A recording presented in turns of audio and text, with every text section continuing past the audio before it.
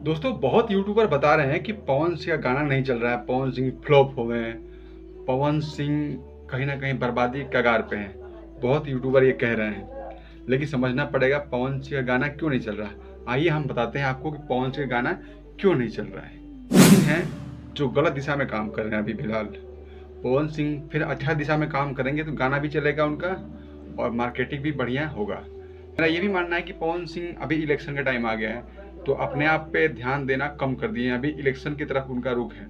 तो इस वजह से पवन सिंह अभी गाने हिट नहीं हो रहे हैं। पवन सिंह ने बिल्कुल फोकस कर दिया है इलेक्शन पे, क्योंकि पवन सिंह चुनाव लड़ के अपने आप को डाइवर्ट कर लिया उन्होंने चुनाव की तरफ, नेता की तरफ।